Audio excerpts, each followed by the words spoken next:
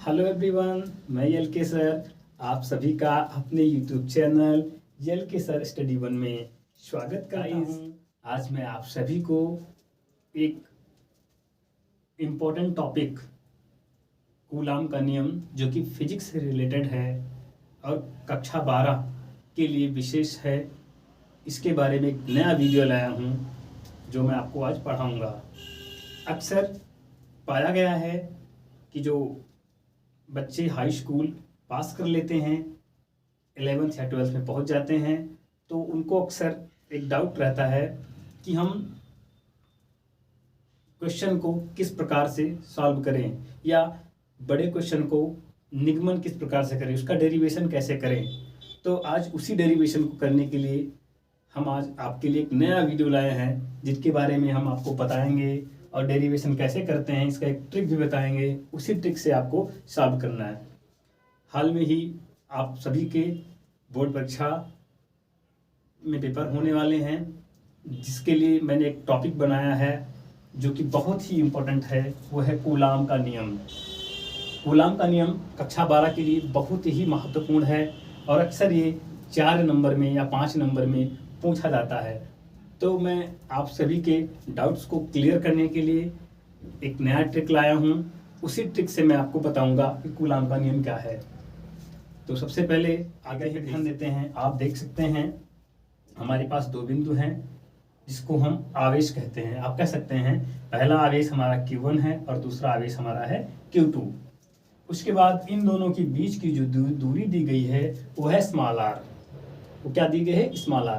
तो स्टूडेंट ध्यान देंगे, कूलाम का नियम क्या कहता है कि इन्हीं दो स्थिर बिंदु आवेशों, देखिए ये दो बिंदु आवेश हैं जो कि स्थिर हैं। कह रहा है कि इन्हीं दो स्थिर बिंदु आवेशों के बीच कार्य करने वाला आकर्षण बल अथवा प्रतिकर्षण बल आवेश की मात्राओं के गुणनफल के, जो आवेश की मात्राएं होती हैं उनके गुणनफल के समानुपाती, ठीक है, यौन उनके बीच की दूरी के वर्ग के, जो उनकी या उन दोनों, कौन दोनों, ये जो Q1 और Q2 जो दोनों आवेश दिए हैं उनके बीच की दूरी के वर्ग के, आई मीन स्क्वायर के व्युत क्रमानुपाती होते हैं। आप कह सकते हैं उसके विपरीत होते हैं, उल्टे होते हैं। तो क्या कह रहा है, यह बल दोनों आवेशों को मिलाने वाली रेखा के अनुदिश होता है। माना दो स्थिर बिंदु आवेश Q1 तथा Q2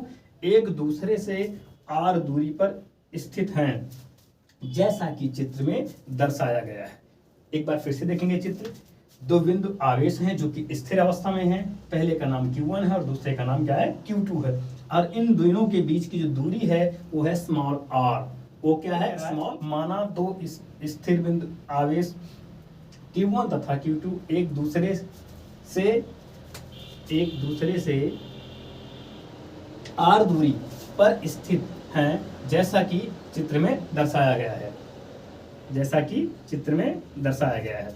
देखिए, कूलाम के नियमानुसार यदि आवेशों के बीच लगने वाला बल F हो, जो फोर्स लग रहा है हमारा क्या होगा?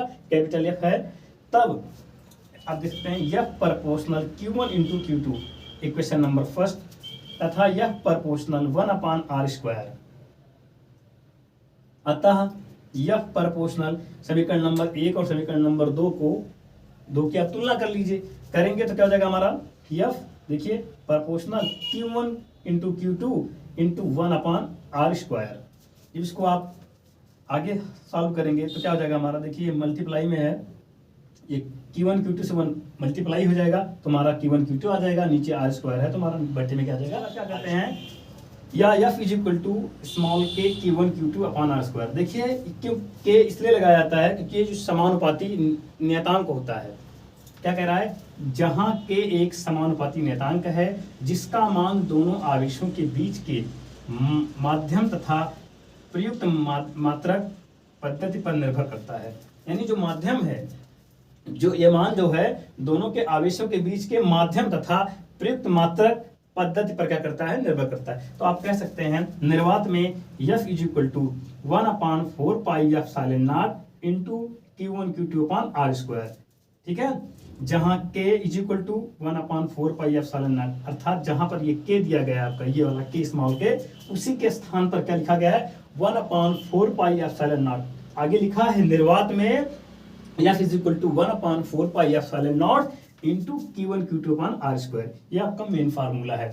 उसके बाद आप देखिए जहां k इज इक्वल टू 1/4πε0, देखिए इस जो हमारा k है इसकी वैल्यू क्या है 1/4πε0।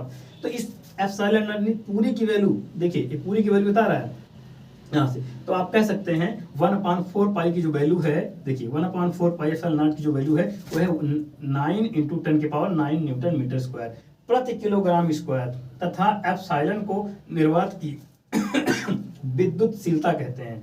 अतः निर्वात में F is equal to 9 × 10⁹ into Q1 Q2/r² newton कहा जाएगा। ध्यान से देखेंगे जहां पर जो वैल्यू दी है, इसकी वैल्यू जो दी गई है, इसकी वैल्यू क्या होती है 9 × 10⁹। ये देखिए आप यहाँ देख सकते हैं, ये वैल्यू को हमने यहाँ लिख दिया। बचा आपके पास क्या था Q1 Q2/r²। इसको हम किस में लिखते हैं, चूंकि हम F लिख रहे हैं, F मतलब बल का जो मात्रक होता है वो होता है न्यूटन।